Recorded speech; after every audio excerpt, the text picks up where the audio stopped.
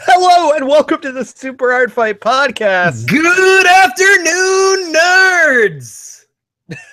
Well, you don't know it's the afternoon. Okay, so we broadcast in the evening. Yeah. That's when we do it live on the YouTube. No, I figure it's probably afternoon. You don't think it's probably afternoon when people are listening? I don't know. Someone could start their day with us, although I don't recommend it. Someone could start their work day with us. Which couldn't be worse than over. Okay, I got it. You ready? Trump or whatever. No, we're good. I got this. You ready? Okay. Good morrow, nerds. They'll like that because it sounds like bad Dungeons and Dragons, which is what the internet needs more of. Podcasts that are tangentially related to Dungeons and Dragons. Welcome to the Super Art Fight Podcast.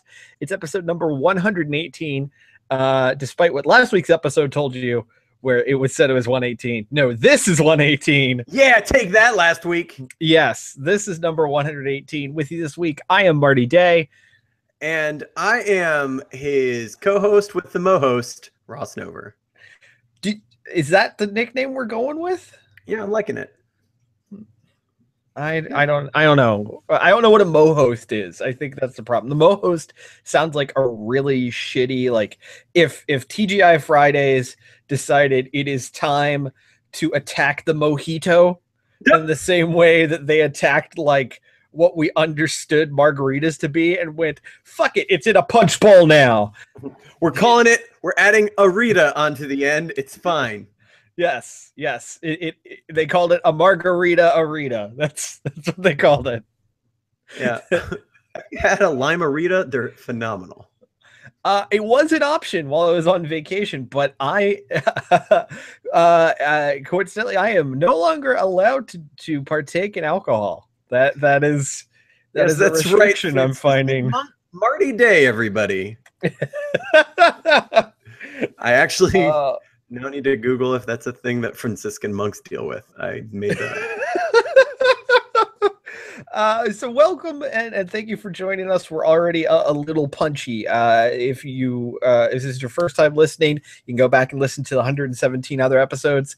It's the best one, though. Don't worry. Yeah, no diggity, no doubt. Yep. This is going to be the best one that you listen to. For those who are just joining us, Super Art Fight Podcast is basically 1 hour from those of us of Super Art Fight, the greatest live art competition in the known universe, decide to just ramble with the internet watching or listening for a good hour, whether we're talking about things in our life, things behind the scenes, or things in general. This is our place to ramble endlessly. I like to consider it nerdy, silly adults. Yes, very, very true. And if you are interested in Super Art Fight, really the best way to see Super Art Fight is seeing it live. And we've got 2 very important shows to tell you about right now. Hit me with those dates, Marty. So I'm just going to start off by saying, head to superartfight.com right now. Just type it into your web browser, whether it's on your phone. http:// Most browsers www. now. Most browsers now, you can just type in superartfight.com. It'll go there. You can type in Super Art Fight. I'm gonna say it's the top hit on Google, on Bing, on DuckDuckGo, whatever you use. Just type in Super Art Fight, you'll land there. Yeah. Why would they use Wolfram Alpha? To Google things. All right. Well, anyway, if you head there, you can find out the details about these shows. And I can't underline the importance of these 2 shows. First and foremost, this weekend, this coming Saturday night, August the 5th, Super Art Fight presents Sweaty Brawls back home live at the Autobar. We've got 4 bouts, defense of the Super Art Fight and Super Art Fight tag team titles planned. Commie Pig Barbecue is going to be set up outside so you can get some awesome food, which you can bring into the Autobar right there in Baltimore, Maryland, our home base, I would say our home away from home, but it's just our home. It's where we do the damn thing, and we really, really want you to be there this Saturday night, August the 5th, doors at 8, show at 9. Tickets available at ticketfly.com. Some tickets will be available at the door, but if you're going to buy them at the door, we recommend showing up early. In general, we recommend showing up early, but for this in particular, so you can make sure you get your tickets. Now, on top of that, the following weekend, this is kind of a big point and a big moment for us. So we talked about it a few weeks ago. We are officially returning to be a part of the 2017 edition of Otakon. It's our first time in Otakon in 4 years. It marks 5 years since the first time we've been a part of Otakon. Our show is going on Friday night, August 11th, 9:30 in the p.m. Already, that's a good spot. Prime time, nothing wrong with that. They have decided to put us in the Marriott Marquis Ballroom, which holds 1,800 people. Hell yeah, it does. Hell yeah, it does. That's a lot of people. We want you to be there. We want your friends to be there. We want the SAF Army to show up in full force. We know there's over 3,000 of you now because we've got over 3,000 followers on the Facing Book.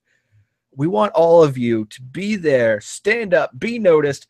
This is an impassioned plea from a passionate man right now. Please be there Friday night, August the 11th, Otakon 2017, their first time in DC, our first time with them in some time. Come out, show up, be noticed. It's going to be a great show. We're going all out on this one. Please, please, please come out. superartfight.com to get all the details and find out how to register in advance for that show. But please come on out, folks.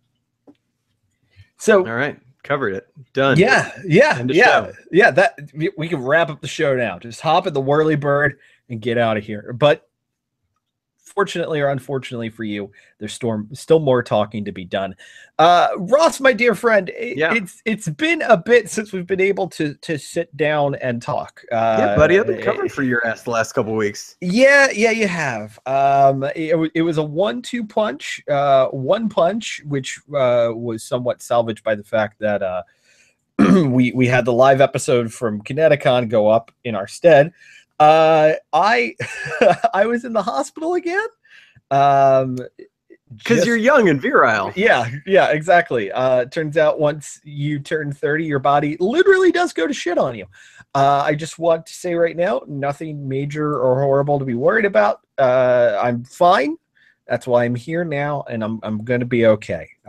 So that's the status update there. One thing I will point out, though, just because I think it's something that the listeners of this podcast will enjoy. If you haven't gone back to when I had my appendix out this past January, go back and listen to that episode. But for those of you who have, and a number of people have talked to me about it in real life, so I assume this is something people are familiar with. Ross, do you remember the doctor on call in the emergency room who I creeped out? Yeah, if I remember correctly, you tried to make eye contact with him while he was putting things in your butt?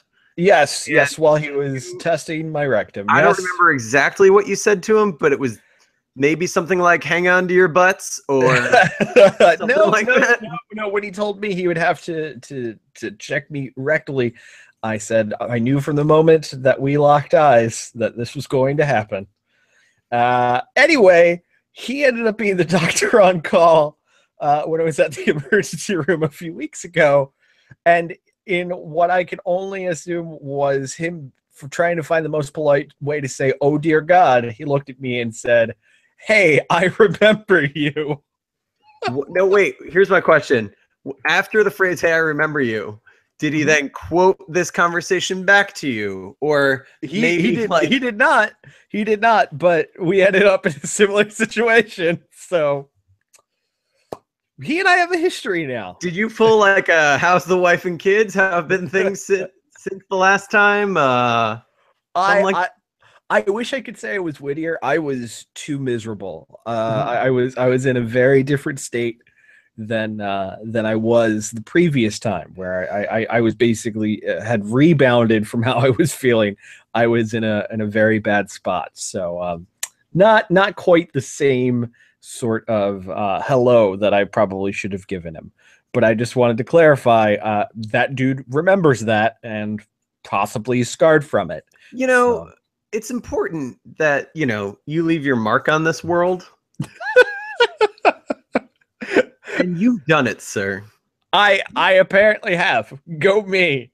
You can go to your grave knowing that you have touched the life of an endoscopy technician and probably every dinner party he's ever going to go to.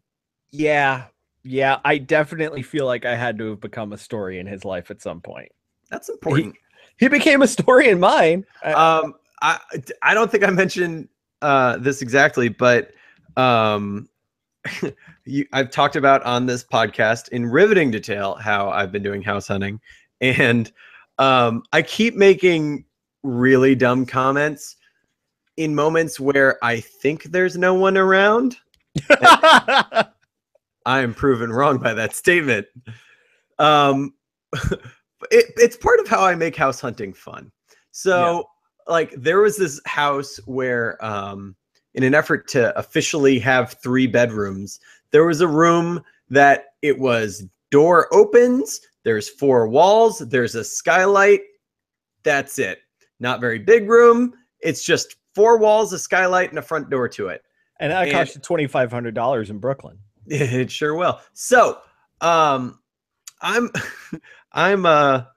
looking at this room and my girlfriend's like, well, we could use it for maybe an office, maybe like storage. And I'm like, no, this would make a great prison. Like you just put a lock on this door and then someone looks up, they can see daylight, but never reach it. It's perfect. And then like we considered that house because like you could do something else. Oh, sure. Other than the prison, or maybe. Yeah, or the prison. I mean, it's a good idea. And I was talking, and I kept being like, yeah, so I mean, the master's nice, the guest room's nice, the prison room's not bad, and like it just became the quick context for it of just like, yeah, prison. Yeah, the prison den. I'm sure you encounter this a lot where us being us then have like the buffer people in our lives, such as your wife and my girlfriend, who have to like witness other people reacting to our nonsense. Right. And Laura kept being like, what is the realtor going to think of you kind of thing? And I'm like, I'm paying him to be here. He's thinking I'm paying him to be here. And I think he doesn't know I'm silly at this point. There we go. Then there was another time we were walking through this room, different house. Because if both these two things were in the same house, oh my God, I'd have bought it by now. Yeah. It had like, it was this master bedroom. Instead of doing a closet with just like doors that open up to it, they'd like put it around this like corner. So there's no door. It's just like walk around this little corner. And then it's like this big area that's kind of a closet. Okay. And Laura and I like walk back there and I'm like, oh, this would make a great sex dungeon. And then she gives me this look and I'm like, you're right. I'm sorry. You can't really call it a dungeon if it's on the top floor, I guess. and then she starts walking away from me and I'm like, okay, fine. We'll call it a dungeon. And then we walk around the corner and it was an open house and 4 people were there. Oh, well done. Well done. Well done. Yeah. See, I'm great. See, I've always had a politeness buffer throughout this process because not only has it been my wife and I, but my mother-in-law, my wife and I, my mother-in-law has been acting as our agent. And I don't tend to go off the deep end in my humor with her parents present. I tend to temper it a bit. I don't know why I do, because especially for as long as she and I have been together and as much as they know about me at this point, I have no reason to continue that level of artifice, yet I do. What do you call your wife's mother? What do you call her? Donna, because that's her name. Yeah. Okay. No, I feel like I struggle with this one. Yeah. Like, no, it's hard. It's hard because I can say I don't know the exact age where I transcended this, but there's definitely that awkward phase when you're first like dating people, and you're in your early teens, and in turn, up until this point, adults who are not relative to you or who are not like close family friends where they're like unofficial aunts and uncles, everyone is Mr. So-and-so or Mrs. Blah. Yep. So there's a point. Mrs. Blah was my math teacher. and she did a great job. Really kind of droned on though. Mhm. There's this weird point where like it transcends that honorative or whatever the proper term of that is, where you just call them by their name because that's who they are. And I don't really know exactly at what point that happens, but you do at some point break through. And it makes me wonder, like, you know, there are people, it's rarer and rarer these days, but there are people who've been like, you know, married to their high school sweethearts, or like they met in middle school for some reason and stayed together and got married, all these things. Like, had they ever transcended beyond that point? Or do you think it still remains in that idea of like, oh, Mr. Bill and Mrs. Sally or whatever? Yeah. That's a great question. I feel like the Mr. Mrs. thing is like overly formal, but then I feel like being like, hey Chuck, how's it going? That's like the other way too much. Yeah. I will say my conversation with them is definitely peppered with more sirs and ma'ams than average conversations I have with people. Yeah, I mean, you kind of on some level still feel like they're gonna take you aside and be like, no, listen. Yeah. Even though I have this ring on my finger, which means I'm kind of locked in, I still have that like hesitation, you know? Yeah. Which fair. I'm sure my father-in-law would be stoked to hear about, which makes it even better than I'm putting it out there. Is he a gun collection kind of guy? Oh, yeah. Yeah, he is. I mean, I don't know if this is speaking out of turn, but I will share this. One of the first Christmases I spent with my wife's family. This is 100% true story. It was like the day after Christmas or 2 days after Christmas, something like that. We went to a party that was being held by a friend of her family's. So, again, one of those family friends that's on the level of like aunt or uncle in naming convention. So close family friend. About midway through, they noticed a deer in the backyard. And my father-in-law and the family friend, they both like to hunt. So there was a whole like hour and a half ordeal built around taking out the window facing the backyard so they could shoot the deer. From the window. Without leaving the house. And did they? Yes.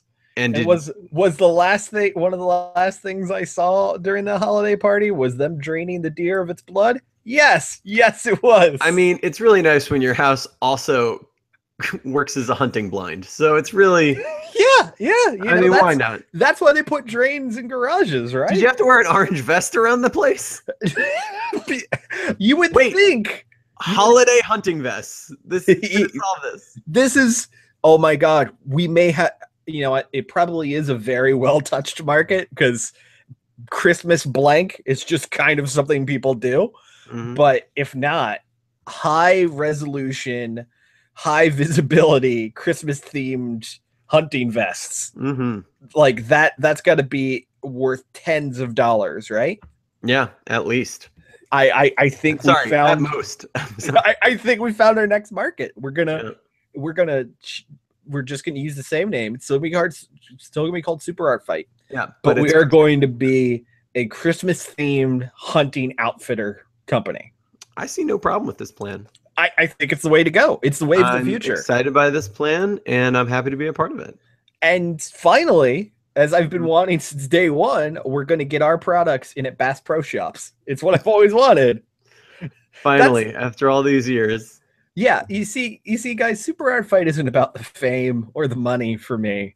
Nope. It's about finally getting something on the shelves of Bass Pro Shops. Yeah, you know, it's that sweet Bass Pro Shop money. Yeah. I mean, I can't even tell you how many times I've walked up and down the aisles at Bass Pro Shops, just hoping one day I can be a part of the fun. Ever since your illegitimate grandfather, Jonathan Bass Pro Shop II, started that company. Well, a crossbow, a fishing rod, and a dream. Well, he was the second one to start that company. Yeah. Well, his The father. first attempt did not work out great. Oh yeah, we don't talk about Bass Amateur Shop. Yeah, no one does. No. Yeah, well, back then it was called Bass Professional Shop, and that's spelled with an SHOPPE. Mhm. It was the long. It was old timey. Yeah. Yeah, and even then that was revised. It was called Bass Fish Professional Shoppy. That was the full name. They shortened it because they didn't want anyone to think they were Jewish. Oh. I don't know what that means. You're allowed to make that joke. I cannot make that joke. That's true. Yeah, remember, any hate mail, that's ross@superartfight.com. Ross True. at superartfight.com. True enough. It forwards to an email. It sure does. There goes half the show. What do you want to talk about this week? Well, something I did want to talk about, and coincidentally, because last time you and I co-hosted an episode together, it was based in the world of food. You and I took a look at the I think it was the Minnesota State Fair lineup of foods and treats. Hell yeah, it was. Well, you and I had a moment of parallel thinking this past week, as I found one link, you found another.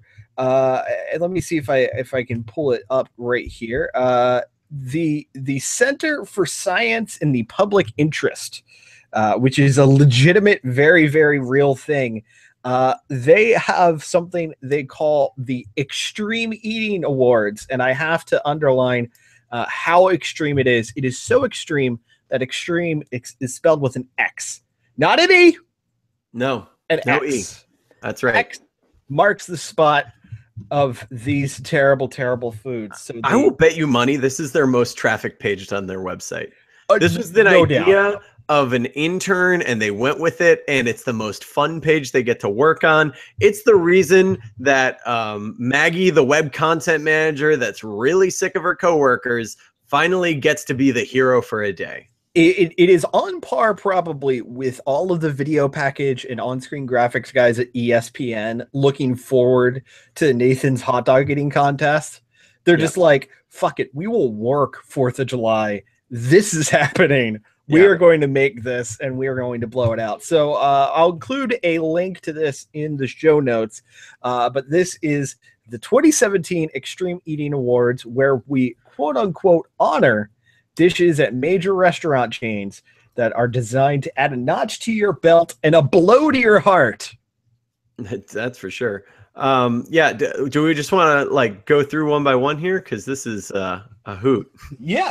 Let's just start at the top here, which is, and I think they probably make up the awards every year.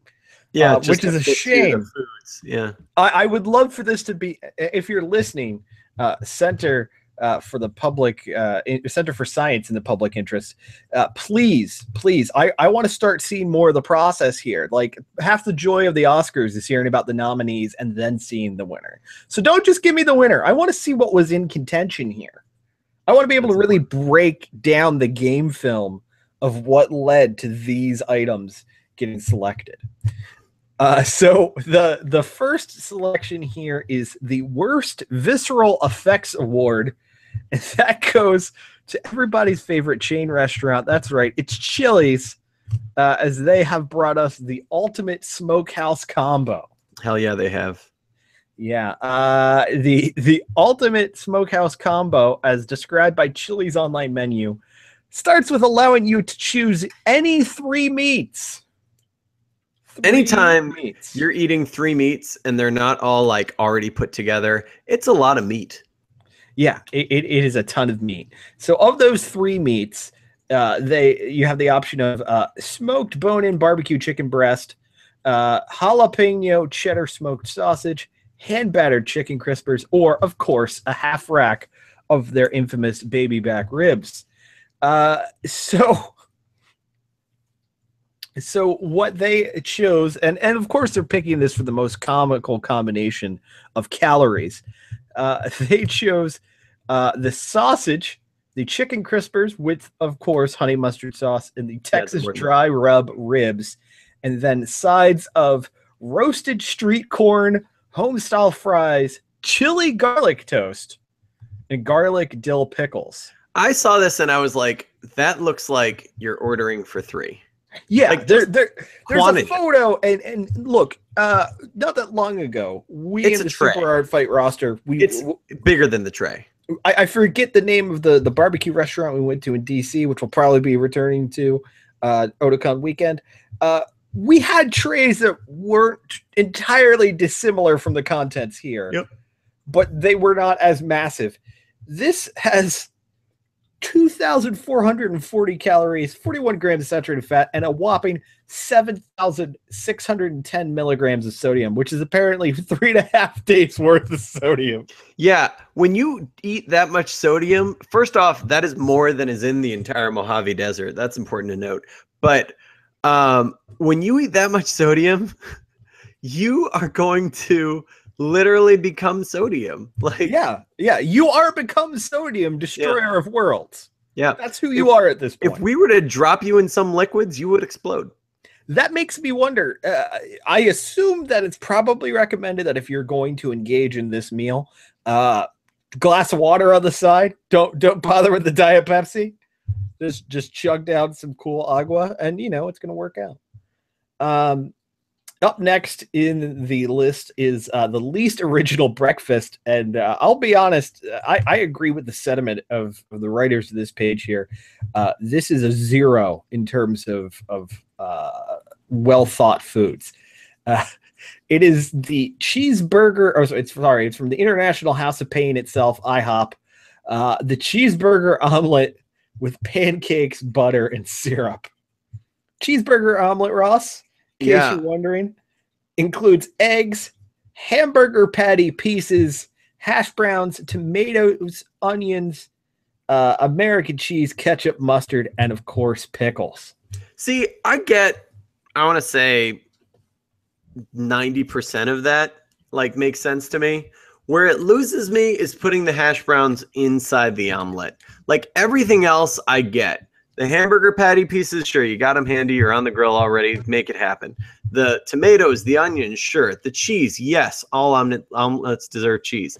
Ketchup and mustard, little weird, but fine. But the hash browns inside the omelet, yeah, it's an odd choice. And the thing that I think is probably most insulting about this, if this is rendered the way that I assume, which is I don't know last time you've been to an IHOP, Ross, but I know when I would go in my poor decision making years, essentially the way they make an omelet is they just make a whole bunch of scrambled eggs, and then they just fold it over like a taco with whatever your fillings are supposed to be. That's what an omelet is, yes. Well, some omelets people actually cook it into the eggs. There's an effort placed. This is just we're making a shitty egg tortilla and your inside stuff's just gonna fall out. Yeah, I feel like that's what this is here. So in that regard, I don't know if the hash browns will come off as that strange, but definitely not a shining endorsement for how hash browns can be used in the world of breakfast. What I do think is the left turn here is the addition of the buttermilk pancakes. Now, see, this is what you have to understand about IHOP. IHOP completes every sentence that is a meal with 3 buttermilk pancakes. Literally everything you order at an IHOP comes with 3 buttermilk pancakes. A coffee comes with 3 buttermilk pancakes. Omelet, 3 buttermilk pancakes. 5 buttermilk pancakes, 3 buttermilk pancakes. Yeah. Every single thing you order at an IHOP gets you 3 buttermilk pancakes. It's an assumed addition. Yes. The only way to get infinite buttermilk pancakes, though, ironically, if you order 3 buttermilk pancakes, you will set forth a time loop that will never end. It just turns into a Gordian knot of pancakes. You don't know where the pancakes start or where the pancakes end. And neither do they. What I also love about this is that they say 2 tablespoons of syrup. No one in the history of life as we know it has gone, oh, this is 2 tablespoons. That's enough syrup. No. Especially at IHOP when you have the option of multiple different you gotta boysenberry the fuck out of those. Yeah, did they what type of syrup did they use in this? It just says plus butter and 2 tablespoons of syrup. I need a clarification. They're not even talking about the butter syrup. from this so-called center of science in the public interest, I need to know specifically which syrup was used. Is it what you're saying is, I want to know, please show me? Yes, exactly. Yes, I want to know what the syrup is. I want them to show me. That I gotta know. Because I feel like it's very crucial to this, but in case you're wondering, folks, that is 1,990 calories, 45 grams of saturated fat. Compared to the last meal, lean, 4,580 milligrams of sodium. Yeah, only 2 days worth of sodium. An estimated added sugar of 44 grams, and a whopping 1,005 milligrams of cholesterol. That, again, reaches into 3.5 days worth of something. Now, do you think doomsday preppers love these places? Because it's like, oh, good, I ordered, I'm done. Done for a couple days. Yeah, I don't have to worry about it now. I do wonder if there are people in this world who are just like, they literally go onto websites like this and they figure out, okay, this is so many days worth of food. I am going to go there, order this to go home, and not have to talk to anyone for a week. Exactly. Yeah. Like I'm just shutting it down. I imagine it's a similar mindset to the people who like Soylent, where it's just like, I need to be at maximum efficiency. Yeah, this is like Soylent, but you still like food. Yeah. I need a meal that is so calorie dense that I can then just grind my way through everything else I need to get done in life. Speaking of liking food or not, can I say how much I was like visually disgusted by the next one? Oh, yes. I was just about to say that of all of the items in this list, this next one is the most visually unappealing. So I do recommend if you ever want to eat, if you ever want to enjoy spaghetti again, don't look at this. Yeah, just warning you now. It's an affront to the eyes. So the worst. It looks like a manwich exploded on top of spaghetti noodles. The worst adapted pasta award goes to the Cheesecake Factory. Cheesecake Factory really should only be known for one thing and one thing alone: cheesecake. But hey, if you're going, fuck it, let's have a meal too. We don't recommend the pasta Napolitana. Am I pronouncing that right, Ross? Does that sound about right? I mean, that's correct. It depends on really how much zhuzh you want to give it. Like, that's fair. If you just want to say it and be done, you're good. If you want to like really offend some people, I think you could add in a few more. But I think good. See, now you're good. Now you've offended some people. Now we've turned off the entire Italian or Italian identified sect of the listenership. Apparently this was the creation of the chief culinary officer of the Cheesecake Factory. The CCO, yes. The CCO, which I'm sure they have a CTO, they have a CFO, and of course the CCO. That's important. Donald Moore, whose name should go on a list after this, who posited the question, how can we turn a meat lover's pizza into a pasta? A question no one has asked outside of, I don't know, the minutes of 420 and 421 in an average day. Like, they got to give it time to kick in, Marty. It hits about like 4:32, and you're like, it'd be good. It'd be like really good. Well, I can tell you it's not this, which, as it says here, piles Italian sausage, pepperoni, meatballs, and bacon, because fuck it, why not bacon, on pasta that's been greased with butter and cream. Oh, that's where it lost me. That's where it lost me right there. But you have to keep in mind, Marty, this meal was not designed to taste good. Okay. There are 4 Moore brothers. Everyone knows, right? You have Roger Moore, of course, the pretty one. Mm-hmm. You have Ronald D. Moore, the smart one. Mm-hmm. You have Alan Moore, the creepy one. And then you have Alan Moore's brother, Donald Moore, who is trying to basically create From Hell, the book, only in food form. But in food form. Exactly. See, that's the thing. I can't figure out like who this is for. Like, it's not for people who like pasta, clearly. No. People who like meat lovers pizza also strike me as the type that would call the Cheesecake Factory too highbrow. Yeah. And then this is an affront to their god, which is a chef going with his hands on a box. Yes, a cartoon chef kissing his fingers. Yes. Luigi the pizza cartoon. Yes. And it's not like this is, and I've read an article about this fairly recently, which is one of the most disturbing things I've heard about. It's not about like the modern trend of Instagramming your food, because this looks like a pile of shit. This looks no terrible. filter will save this. Yeah, this honestly looks like hobo stew is poured over noodles. But also the amount you can see from it, that butter and cream that is kind of mixed with just meat juice on the outside, is just like the grossest. I'm so sorry if anyone of this actually listens to this while eating in any form. I'm going to go ahead and just say this looks like someone ate a meat lover's pizza and then vomited it up onto spaghetti. That's all it is.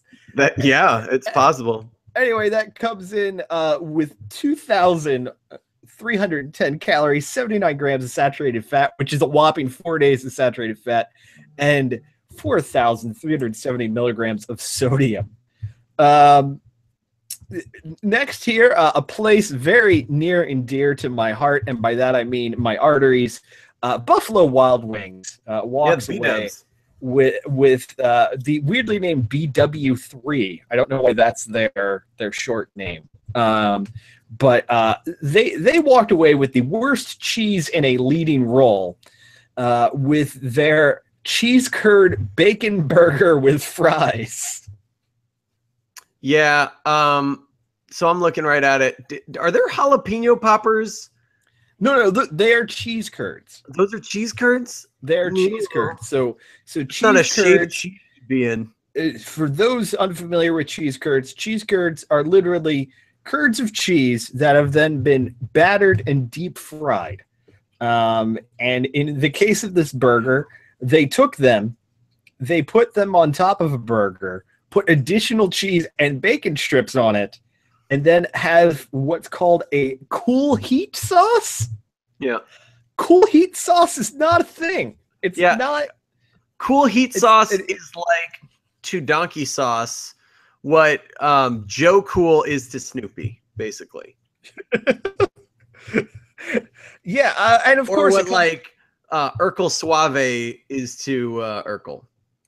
Of course, it does come with naturally a side of French fries. I will go ahead and say this. This is not the craziest or worst thing I've heard of. I would agree that it's uninspired. I would agree that they could do better, but it's not the worst thing I've ever heard of. I mean, even looking at the counts here. This one, like, in comparison to all the others, which are, like, literally going to kill you, this one is like, oh, well, that's a night, but okay. Yeah. Like, you've made some bad choices, but you didn't make the worst choices, you know? It's like, you didn't get blackout drunk, but, you know, you might have, you might have called asked to leave the bar. And left a very long voicemail. Exactly. And it's mostly made up of the word woo. Yep. So there are worse decisions you could make, just even from the list of what's presented here. So I don't know why this one really got skewered. I'd say, if anything, this is kind of the swing and the miss of the choices here. But, it could be far, far worse. Watch out your next Donald Moore. Yeah. Can we? I feel like we got to keep going. The worst original appetizer. Well, this is a quickie. It's a carnivore pizzadilla. Now, my only problem with that be pronounced pizzadilla. Yeah, I feel like they took a they took a quesadilla, filled it with shit, and then put more of the same shit on top, and then so it just looks like the weirdest, shittiest pizza. It is literally what it sounds like. It is essentially a meat lover's pizza, or the toppings of a meat lover's pizza, placed atop a crust that is an actual quesadilla. That's right. This feels like baby's first day in the David Buster's test kitchen.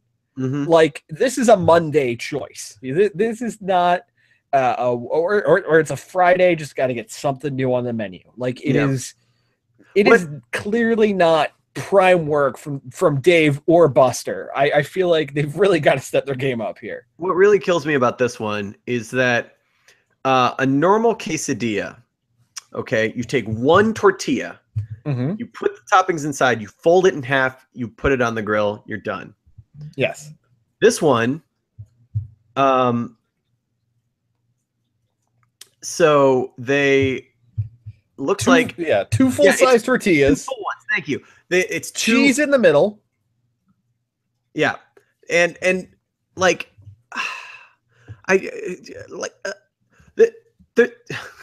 you're at a loss for words here. What do you say about this? Like, it is literally just lazy. It is just poor form. Although apparently it has similar caloric content to, as described here, half a stick of melted butter melted across 3 McDonald's quarter pounders with cheese, which just sounds delicious.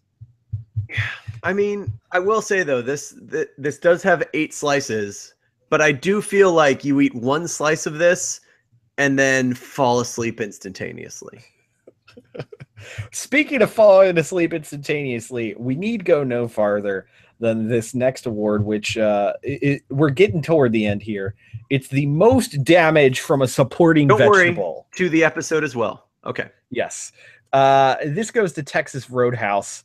Texas Roadhouse offers a 16-ounce prime rib, which alone 1,570 calories. I gotta say, looking at that 16-ounce prime rib in this photo, it looks to me like the Millennium Falcon on in steak.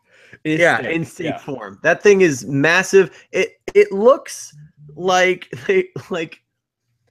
I'm trying to think of what sports ball shape or something. Like, it's larger than the potato. Okay. Yeah. And there's it's a full potato on this plate and it looks small. Yes. Oh, and this is not a normal potato. This is a sweet potato covered in marshmallow. Now I'm not just marshmallow. Yeah. Not just marshmallow, my friend. It also, for some unbeknownst to me reason, has delicious caramel sauce. I gotta be honest, that sounds absolutely delicious. Like, I after reading this list to this point, I'm not hungry for anything ever again. No. And I think I can give up eating and become a free Airvetarian or whatever it is. Yeah. One of those crazy hipsters who thinks you can just survive on the sun. I understand. Exactly. Yeah. I'm going to use energy to fulfill all of my needs in life now. But before I do, I kind of want to eat one of those. Well, Ross, rest of the plate can fuck right off to Ross. Midnight. Good news, buddy. There's a Texas Roadhouse near my house. I will gladly take you there. I will not join you for the meal. Gas up the whirlybird because I don't like that place. But I will gladly leave you there to enjoy a delicious sweet potato. Wait, now why don't you like Texas Roadhouse?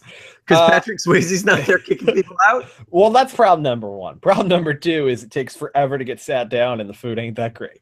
But yeah, not a good slogan. It's a terrible slogan. Here's the thing that I think is cheating though. In the photo, they include the all-you-can-eat peanuts and rolls. I may not partake in them. For example, that's a rookie move. I'm not going to eat shelled peanuts. I have no interest in that. I'm good. See, I just feel like when you're going out for a nice restaurant, you're ordering a big meal, eating the peanuts and rolls is a rookie move.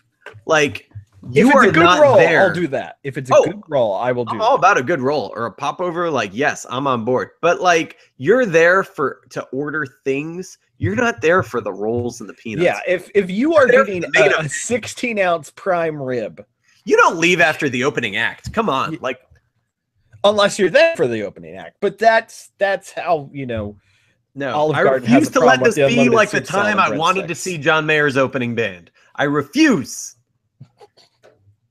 Who was John Mayer's opening band? Mike Doty. He was great, and then I left. Oh, nice. Yeah. Dude from Soul Coughing. Yeah, damn right. All right. We've got 2 more to go here. The worst cocktail design. Guess what? Cheesecake Factory walks away with another award. I mean, they win this every year. I feel like it's rigged.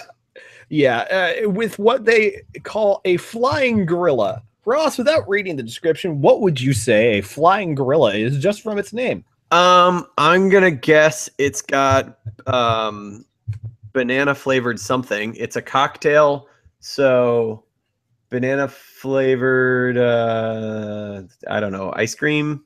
It's an ice cream banana thing. You are in the right place because the flying gorilla is a chocolate banana milkshake that is boozed up with dark chocolate and banana liqueur. Okay, now why is this? Okay, it's 950 calories. Like, they're kicking you on your ass. I get it, but yeah. Why exactly are they picking on this one for cocktail design? I feel like that's not cocktail design; it's dessert design. Yeah, I think the reason why they're going after it is of the different drink options presented to you by the chain world. This is probably the one that is worst for you. I mean, it's nearly 1,000 calories and it's just your drink. So if we were to be like, you know what, I'm going to go to Cheesecake Factory, I'm getting a flying gorilla drink, and I'm going to, for some stupid reason, get that pasta nella patana. I feel like the minute all that comes out, you immediately explode. I'm looking at 3,000 calories. All in. And that's cheesecake. That's Marty cheesecake. Marty, I know you've had a lot of gastrointestinal issues. You got to bulk back up, man. Like, you're looking too thinny. How are we going to do that? I've got the answer. Boozy milkshakes. One day and we're done. Yeah. But look, dude, who's going to go to the factory and not get some cheesecake? We haven't even added that in here. No, we have not. There is on this same page at the top a extreme eating awards quiz that I took. Oh, okay. I swear it only spat out one of the answers and I got it wrong. I don't see like a next button. I feel like I missed something here, but anyway. Well, bravo to that team for building a quiz that works. Last but far from least, a little bit of dessert to wrap this up, as we have the most ridiculous ending, and it comes from the Uno Pizzeria and Grill. Pizzeria Uno, a favorite of the Midwest. They don't really talk too much about this, but it's literally just a giant slice of chocolate cake. Yeah. This is where I feel like the people at Spissnet have really just like decided to shit on things. Like, I'm with you. Like, by all means, the Pizzeria Napolitana Pastaria nonsense, that's got to die. Yeah, but that should be. Someone's trying to give me a slice of chocolate cake, and you got a problem with that? You're gonna pick on Fudgy the Whale next? It's not just a slice of chocolate cake. It is the quote-unquote ridiculously awesome, insanely large chocolate cake. Yeah, as you well know, Marty, it was originally a tie-in marketing campaign for the movie Extremely Loud and Incredibly Close. Really close. Yeah. The extremely loud and incredibly close cake, ridiculously awesome, was terrible. Chocolate cake. Because the worst part was, what would happen is when you're like halfway through eating your slice of cake, much how at Rainforest Cafe they'd have the whole to do with the volcano cake, where everyone yelled volcano, to maintain the spirit of the film. When you're about halfway through your cake, someone would just come by, an employee would just come by with a fork and knock the slice of cake over. No, Marty. What? Did I forget something? I'm not touching these. I'm done. I'm done with it. My mom wrote us an email. You want to talk about it? Yeah. I think that's a good way to wrap up this. Well, sometimes Ross's mom writes an email. Sometimes it's about fixing iTunes. Other times it's about the podcast. Let's see what it's about today. Hey. Hello, Brandon, Ross, and Scott. First of all, why wasn't this a video? I believe it was, Mom. So we'll have to, instead of fixing iTunes this week, we may be fixing that. I hope Marty is doing better and back to normal soon. He is. We're good. Ish. Check. You look fine. Chris, you don't live at your office? Strange. By the way, you pronounced tchotchke correctly. I'm impressed. Impressing my mom with pronouncing Yiddish phrases correctly is apparently where it's at. I'm still waiting to hear the details on Art Fight coming to New Jersey. What's new with that? Still can't say anything yet. All right, signing contracts. We're working on it, Mom. M&Ms. I agree with Scott. Sorry, about peanut M&Ms. The only real M&Ms are plain M&Ms. According to Ranker, the #1 type of M&Ms is milk chocolate.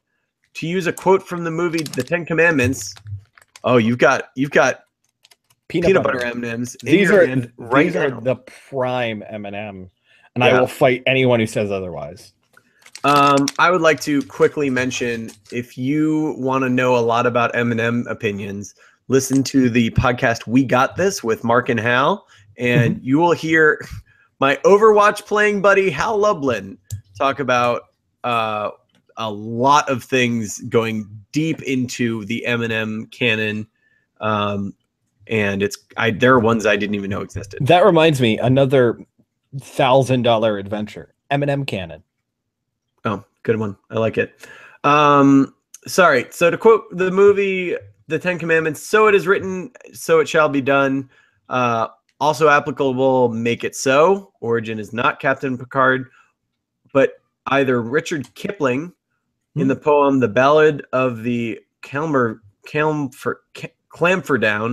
or Admiral Nelson. Remember that, and always respect your elders. Candy corn or anything with peanuts, yuck. You call that candy? Chocolate, plain chocolate is the only real candy. My mom is a chocolate purist, like you would not believe. I can believe it. Here's how my mom orders. This is how my dad orders ice cream for my mom at a restaurant. You ready? Do you have coffee ice cream? You do? Oh, good. Do you have hot fudge? I mean actual hot fudge, not chocolate syrup, hot fudge. You do? Okay. Great. Here's what I would like you to do. That's all set up. My wife would like coffee ice cream, 2 scoops, no whipped cream, no nuts, no cherries, no sprinkles. No whipped cream. No, she's a purist. Then as much hot fudge as will fit in the bowl, and then also an extra side of hot fudge. And you will probably think to yourself, no one will eat that much hot fudge, especially a woman her size. She will. And then she does. All right, back to the email. Sorry. I've learned a newfound respect for the eating abilities of one Ross Mom. Oh, yeah. Ross Mom can destroy competitive eating as we know it if that were a very specific type of food, and that food is chocolate. I'm sure it exists. We got to get her on the league, man. Yeah, I think she'd be all about it. Watch out, Stoney. So, movie Avengers Infinity War. I look forward to seeing it. I suspect seeing it in IMAX would be the best way. Marty, you have problems with that? No. They actually, just to nerd out for a second, they were the first movie to use the new digital IMAX camera. So it's probably going to be the best way to experience it. Awesome. Yeah. The original Highlander movie. The best Highlander was Adrienne Paul. He would have been much better than Christopher Lambert. I agree. I have not. The last thing I saw with Adrienne Paul as a Highlander was Highlander Endgame. Yeah. And that movie is a gigantic piece of shit. Yeah, but he wins. So he does. He becomes the Highlander, which, as someone who really wasn't too tied into the show, that was kind of weird for me. I'd have to go back and watch the show before I go, yeah, he's the Highlander. But Adrienne Paul is one of those people that I never want to look at Adrienne Paul again outside of that show, because he was the 90s when it was the 90s for me. Yeah. And if I saw him now, even if I saw the old show now, I'd be like, okay, that was of its time. But if I saw him now, he either A, still has the ponytail, and I'm not sure he's going to be rocking it, or B, doesn't have the ponytail, and then he's Samson without his hair. So I just can't. I just don't ever want to see him again. Yeah, I want to appreciate him for exactly the singular what context, and you're good. You're out. Makes sense. Yep, exactly. Done and done. Wrestling. I've already given my opinion on the topic. Yes, you have. Buying more than one color of the same item of clothing. If it fits really well, just buy every color you like. Yeah. Yeah, that's been a philosophy I've lived by for a while. All right, and now we're back to Brandon and my mom arguing via the slow correspondence that is this podcast and this email chain. Even better when he's not here. Brandon. Bagels. Hey, if you want to eat something that isn't real, authentic bagel, be my guest. Oh. You don't know what you're missing. Jewish Zen, real quick. She likes to end on Jewish Zen now, apparently. That's the thing. She's turned into Jon Stewart. Yeah, for sure. Your moment of Jewish Zen. Here we go. Yeah. Drink tea and nourish life. With the first sip, joy. With the second sip, satisfaction. With the third sip, peace. With the fourth, a Danish. Love to you all. As always, call your mother. Warm regards. Ross Mom.